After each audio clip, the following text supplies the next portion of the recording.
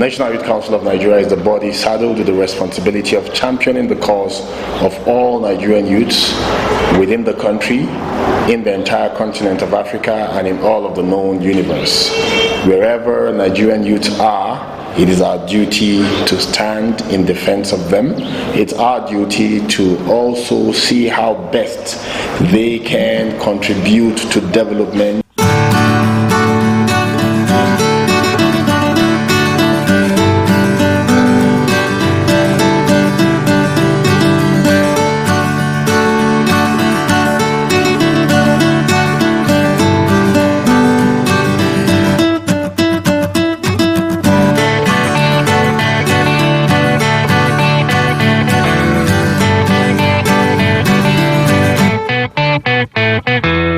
Ago, and we were faced with challenges. In short, our coming in was spurred by a deep pain, and that pain still persists. The pain of the fact that a great percentage of our youth still languish in unemployment, the pain of the fact that there is poverty, the pain of the fact that there is a general lagging behind in overall national development. But you see, these factors or these limitations or these pains in themselves are not just as they are. They are further reinforced by a sense of frustration, knowing that we have potentials to address these challenges and yet we are not addressing them. You see, it is one thing for you to be hungry and then you are crying that you are hungry. And it is another thing for you to be hungry and you are in your room and there is food for you in your kitchen. You can perceive the fragrance of the food and all of that, but you cannot access the kitchen. It is your food, you are hungry, it is prepared for you, you can perceive the fragrance, but you do not have the key or the way to access that kitchen. Now, if you were just hungry, it will be one case, and you will be languishing and lamenting and hoping that something will come. That is the case of Nigeria and the Nigerian youths. We are languishing in poverty, unemployment, and underdevelopment. And yet the potentials are all around us to solve all of these challenges. That is where the real pain even lies. And the fact that nobody has come up to say, let us harness the potentials of the Nigerian youth and translate these potentials to productivity for the overall good of the nation. We saw all of these things and we felt pained. And we said, let us come in and take over leadership. You see, no matter how well the government makes efforts, if the youth of the country do not rise to play her role, the nation will not be placed on the path of forward voyage, national development, or economic growth. So the youth have a role to play. And that is what spurred us on to come into this office. Having come into this office, we hit the ground running. First, by letting the youth know that they have potentials and that these potentials should be channeled aright. Because I keep repeating it every time. There's an advert by Pirelli tires that says, power is nothing without control. So you have electric power here. If you do not use it well, it could be destructive. If you use it well, it could power everywhere, just like we are powering this building with electric power. If you make some wrong connections, everywhere goes up in flames. Our lives will be in danger. And that is the problem we face. Because the potentials of the Nigerian youth are rudderless, directionless, chaotic, and then a recipe for destruction, insecurity, bringing up a deadly embrace where things and systems are collapsing. So we began by letting the youth know that your potentials are to be channeled aright. Your potentials are to be harnessed and geared in a direction of positive productivity.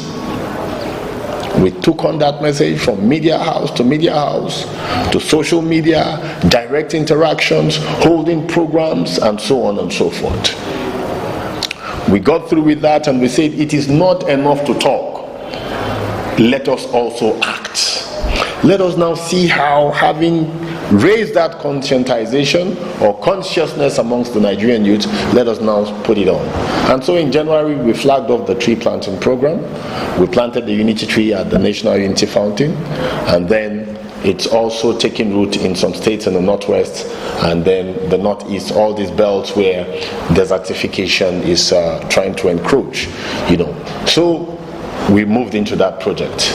And then we also wanted to go to the next realm of activities by engaging with our youth in the areas that are more prone to insecurity, particularly the northeast, where we combat the Boko Haram terrorists, and then parts of the northwest. In short, we had even made arrangements with the Al-Patiyya movement and the Al-Madri Food Support Program to reach out to their members so that we can talk to them, give them a sense of belonging, and let them know that, okay, we map out some things in agriculture, map out some projects here and map out some projects there, and then we get them sorted out.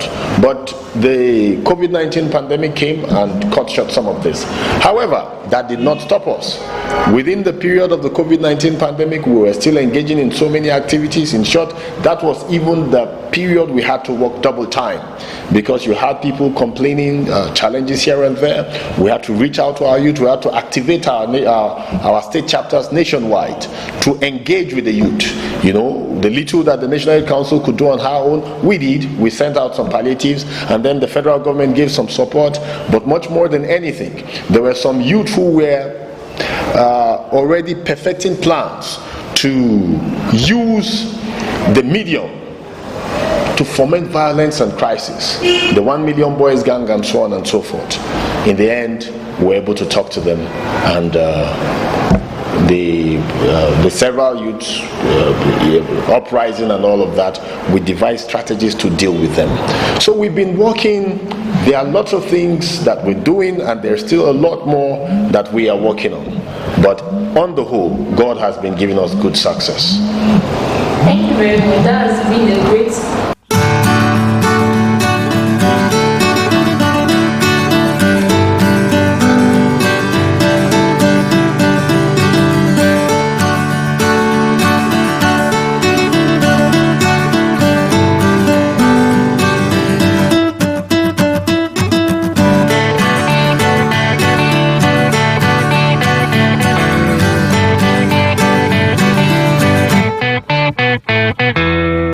Skills Day, and we took the day to interact with our members, with the Nigerian youths, and we had physical interactions.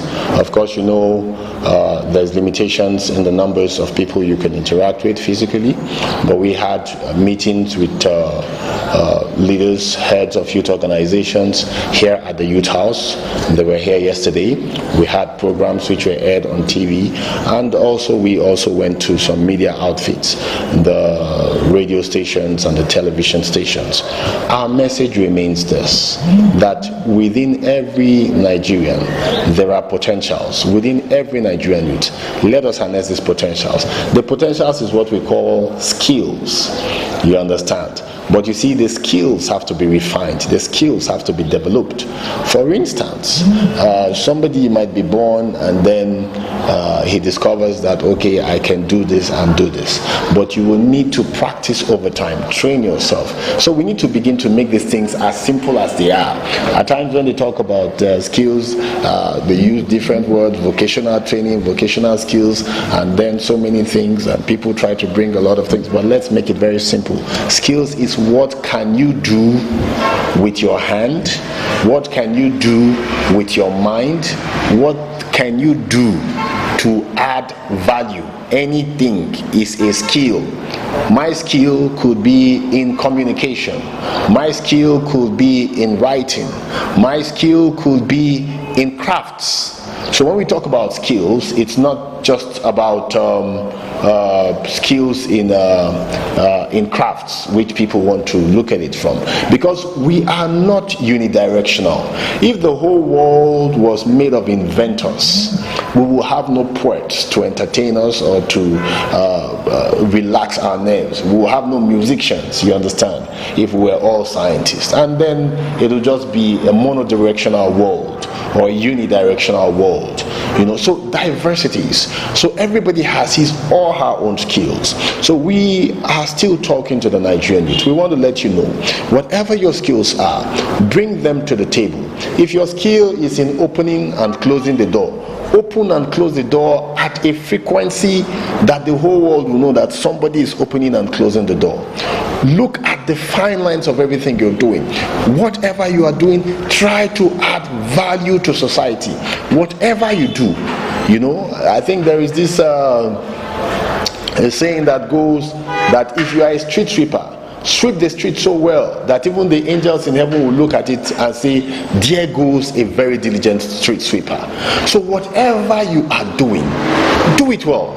That's where the thing about skills come in. Do it skillfully, do it artfully, do it to a point where you strive for so much perfection, where everybody that sees it say yes, and do it to add value to society. There is no way you will add value to society and you will not add value to yourself, So, but in all, when we develop our skills, we should place service ahead.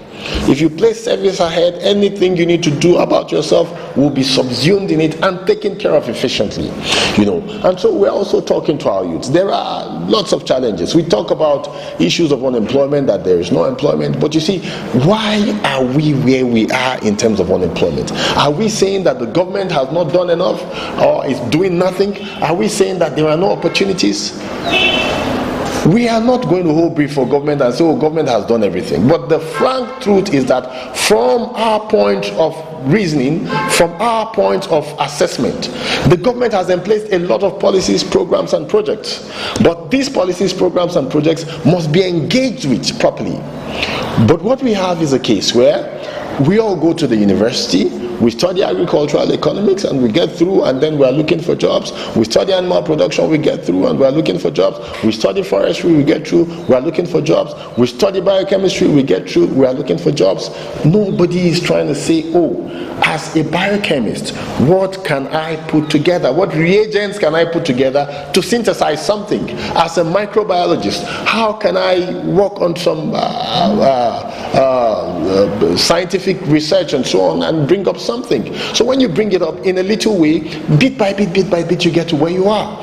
The great scientists that we rely on their inventions today, they didn't fall from the sky. The people who invented the plane, they started little by little. So what we are saying is, in everything you do, add skills to it. If you studied computer engineering, for instance, don't come and be looking for computers that are made in China, made in Germany, made in Europe, in the European countries. Look at the computer and ask yourself, what can I make? If I cannot make the whole computer, what components can I make from the resources around? What can I do? You understand? And then a job comes. So you see, you need to refine your thinking to a particular frequency. That is what is called skills. If you are a caterer, how can I preserve my meals? How can I serve my meals fresh? And so on and so forth. There are vistas everywhere. Our jobs are going outside the country because we have refused to refine our skills. We leave them at the crude point, or we leave them at the point of just mere formal education. We welcome formal education. We appreciate formal education. But what we are saying is, in all of your formal education, find a way to add value to society. It is in the value addition, it is in the productivity or service provision that you will now say, there goes the job.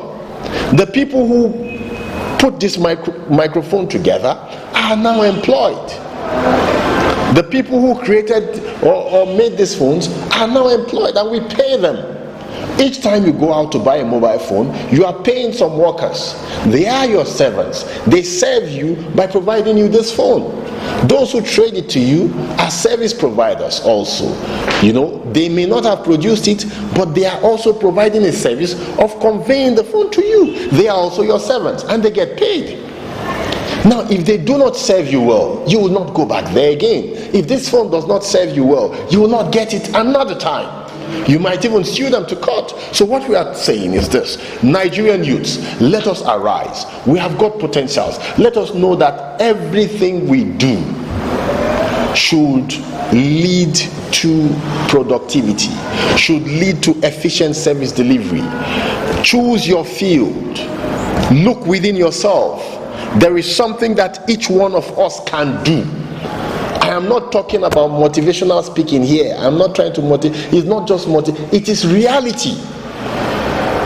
There is something each and every one of us can do. When we say there are no jobs, the jobs are within us. And so that's the skills. So look, check yourself and find out what you can do, and then pick it up from there.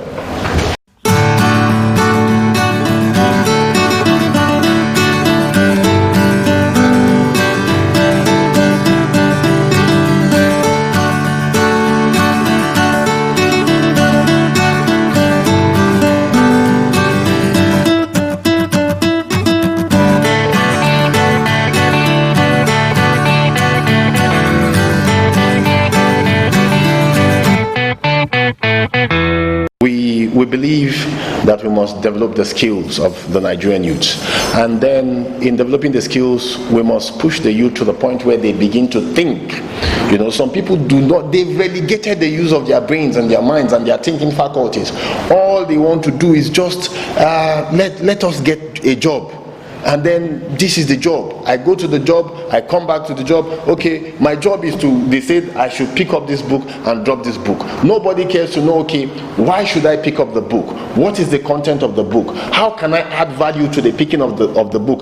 If I pick this book in this manner or in this manner, which will add more to the value of the organization? You know, they do not even want to think in that direction. All they think is just a straitjacket. Like Fela Anikulapo Kuti-san, he say, Joro Jara Joro, just a zombie way, just one way. So we want to let the Nigerians, first of all, to begin to think. You see, the whole world and everything we enjoy today is a product of somebody's thinking. Somebody sat down to think, oh, I can make garments like this. You know, we're told in ancient times our forefathers wore animal skin, they wore loin clothes, they wore leaves, and so on and so forth. You know, but people sat down to think. Somebody sat down to think that, oh, if I put this wood together in this manner, it will form a table and somebody can relax and work better. So let us first activate our thinking faculties. So we are going to be training our youth to activate the thinking faculty. That is one. Then once we have come to that level, we now have to train the youth on how to order their thoughts. So I have now realized that I can now think, synthesize an idea that, okay, perhaps we could make phones in Nigeria. How can I order my thoughts?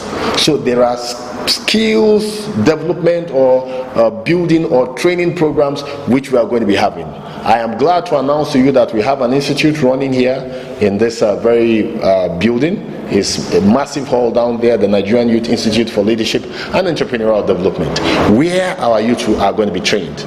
But after being trained here, we will take them on the field. Some in agriculture, some in information communication technology, some in mining, some in various arts and in various productivities, some in fabrication, you know, and so on and so forth. Look, the toy industry, the toys our children play with, most of them are made in China, and some of them are just plastic and a few metals. They can be made here in Nigeria. So we are going to be training our youths always. There will be training. You understand? And those who have been trained, we will now link their training to point of productivity, and then we will have clusters where people with similar skills can share same facilities to aid easier production and efficient production. You understand? Because if you do not produce efficiently in Nigeria, someone that produces in China might even produce in China, ship his products from China to Nigeria, and the cost will even be less than what is produced in Nigeria here. Of course, we've had several cases of such. So we're going to see how we can lean on the vistas of comparative advantage, so that our cost of production will be low, and also we will be looking at economies of scale, so that similar industries or similar firms can share facilities and bring down the cost of production. We are going to develop the skills of the Nigerian youth, and we will translate these skills or potentials to productivity.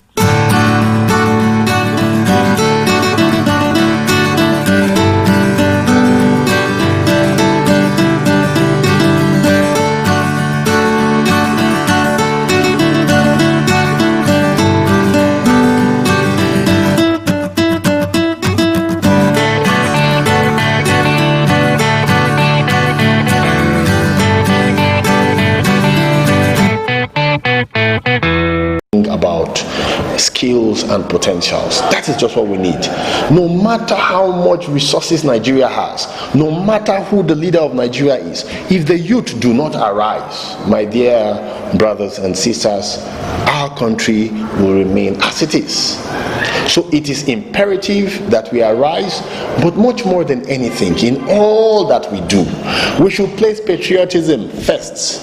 We should also take our acts or our deeds to the point of altruism, where we are concerned about the greater good above self.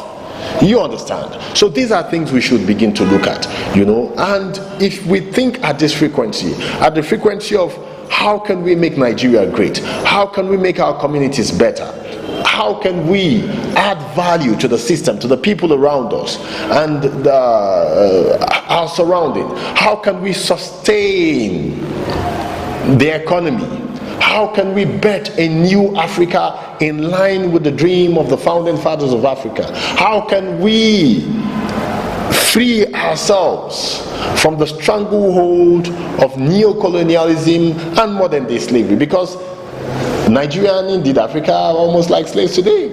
So we must rise up as youth and say it is our bounden patriotic duty to rescue our country and continent from the clutches and claws of neo-colonialism and modern day slavery. When you don't produce anything and the whole world is producing and giving to you, the day that they say we will not produce for you, you go on your knees and you start begging. When your economy relies on loans, when your economy relies on grants, those who give you grants can dictate to you, and they can even control your resources going forward.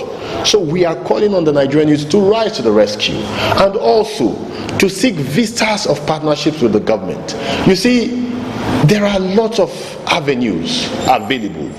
We've seen grants coming up from CBN, from NISA, from the Bank of Industry, from the Bank of Agriculture, all multiple vistas. But we must know how to access this, we must know how to utilize this, but much more than anything, we must know that in all this, we are seeking to build a great country.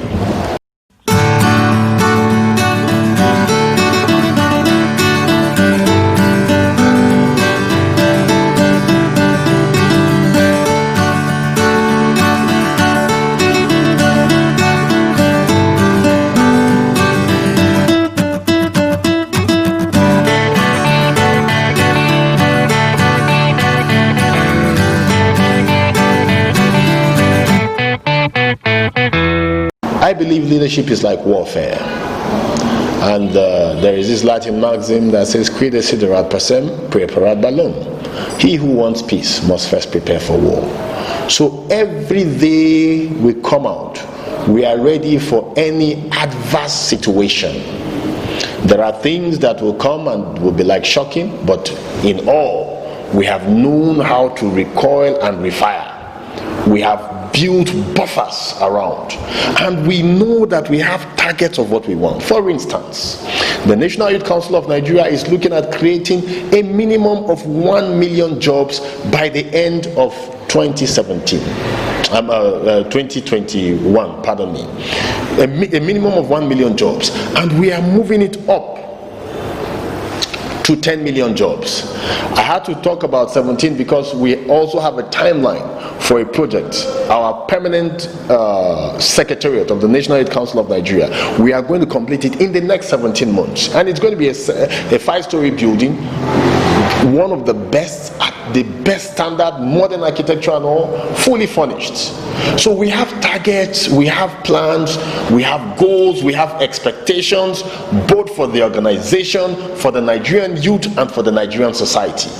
But what we are saying, no matter the way things tilt, we will know how to adjust ourselves and take advantage of every situation. For instance, look at the COVID-19 pandemic. It came as a rude shock to the whole world. Economies are cringing and crippling, crumbling all over. But for us at the Youth Council, we have taken the initial pain. But we are now calling on the Nigerian youth that this COVID-19 situation, both the health crisis and also the economic crisis it has occasioned upon the world, can be a springboard for Nigeria to rise, for our health sector to wisen up and say, okay, these are the investments we should make in the health sector. These are the facilities we should put up in the health sector. This is the manner in which we should have health practitioners trained, medical doctors, nurses, midwives, lab scientists, and so on and so forth. Because as this matter came up, a lot of individuals who traveled abroad for medical treatment, they could not go anywhere again. So how can we bring those standards of health facilities to Nigeria here? It's an opportunity for us, even though it is a huge pain. We have absorbed the pain. We are humans. We will feel shocked when things, but we have strategies. We are always ready to adjust ourselves, and we are certain that every objective we have set out will be achieved within the presence of the law and by the grace of God. Another instance I'll give, still from this COVID-19 pandemic. Most of the supplies to Nigeria come from China, from Asia, Singapore, Malaysia, Europe, America, and so on and so forth. We rarely produce here. Now, with the drop in international trade, because of course, particularly in the early days, there were stiff restrictions in the movement of goods and even services. It now also gives you another visa that we need to prepare ourselves. These items we import from these countries, can we now produce them here in Nigeria? These services we rely on these people abroad, can we now have these services here in Nigeria? Look at the issue of the face masks. We were crying, whoa, how will we get face masks? These sanitizers we use everywhere, they were made in China and in all these other countries, and we used to import all of these sanitizers. But when this came up and there was no way, we had to put on our thinking caps and we began to make sanitizers. Everybody's making sanitizers now. Everybody's making face masks now. So if we could make face masks and sanitizers, we can. So the COVID-19 pandemic, even though it is a challenge, it has been a wake-up call for us. Look at this phone. These Chinese people, 15 years ago, they would never make something like this. All they made was something you would never want to use a Chinese phone. But today, here we are. So we started, if we could make face masks, we could make, what they call it, produce hand sanitizers. Let us also try to see if we cannot make this phone, let us make this pouch for the phone. You understand? And then let us make other things. So these are the things.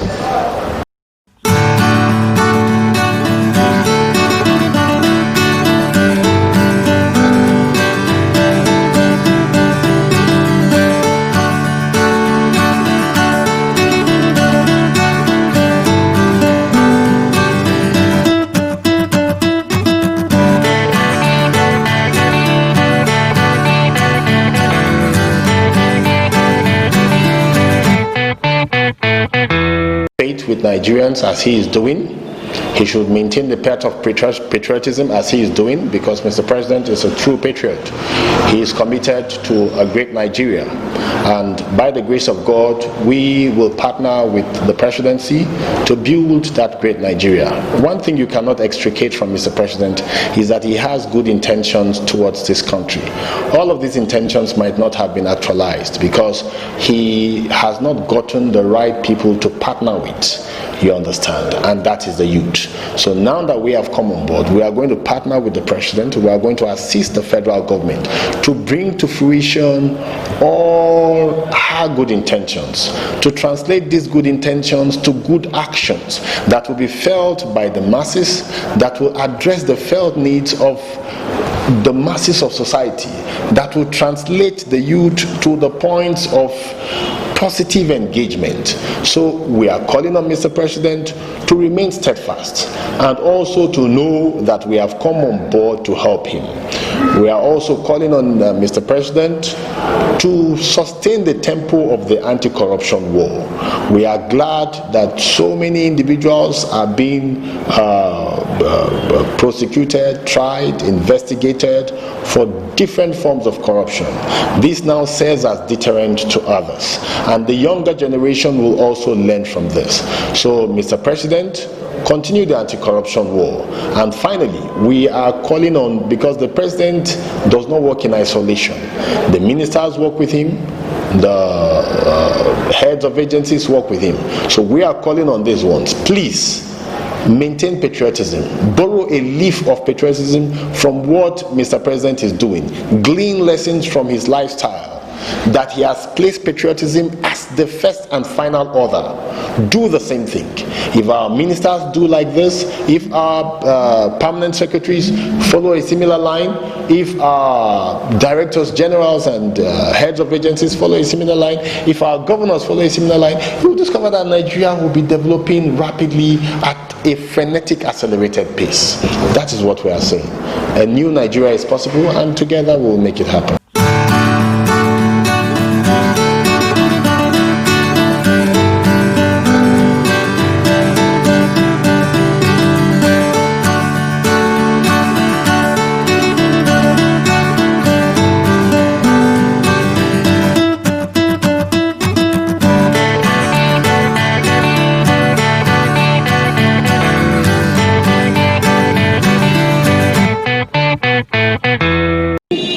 To harness your potentials and bring your potentials to the point of productivity. But we will not just advise, so that it will not be like we are the motivational speakers that will say, I started my own poultry farm with just a feather of a chicken and now I have millions of birds. No, we speak reality. What we are saying is that you have something within you that the nation needs. You have something within you that our great continent of Africa needs. So bring that thing within you outside. Now, when you have brought it, we will not let you down. So we want to assure the Nigerian youth, beyond advising them, that every potential you bring up, we will harness them and we will bring them to productivity. Because these potentials, these ideas, these inventions, these innovations, all these skills, whichever nomenclature we might choose to use, will all add to the growth of the Nigerian economy, and it will also add to the growth of your personal economy, to wit, your personal upliftment and welfare. So bring them. We will harness them and direct them to productivity. We want to assure all Nigerian youths that we are building an idea bank, a bank of ideas where your inventions, innovations, and intellectual discourses will be brought together. Those of them that can be worked with, to the extent that they can be worked with, we will know how we can work with them. Those that cannot be worked with at the moment, we will also prepare the time where, because every productivity, every service has its own time. If you begin to, if you go around town and you begin to sell chilled water everywhere, a few people will buy. But when you sell this thing during the heat season, you discover that everybody wants to. Even those who suffer from cold and all of that will want to take cold water during the periods where the weather is adverse, the weather is hot, and so on. So even it still applies to productivity. It still applies to services. For instance, someone who intends to travel to what they call it, Kano State, will not go and board a flight that is headed to Lagos State. So what we are saying is that there is a time where your ideas will be useful. If they are not useful now, they will be useful in the near future. And if they are not implementable now because of some certain limitations, they will be implementable or implemented in the no distant future. Remember, the cars we use today, they didn't come out all perfect. They started by just having something that can move you from point A to point B at very slow speed, and then gradually improvements were made. It was the limitations of the time that limited the ancient cars to what they were. So whatever limitations that may come our way, we will take time to surmount them. But we can assure you, Nigerian youths, that your potentials will not lie waste. So we encourage you to keep bringing it on. Bring on your good potentials. Check the depth of your intellectual capacity, your inventiveness and your innovativeness. It is within you, and together we can build the great Nigeria of our dreams. Thank you. Thank you very much.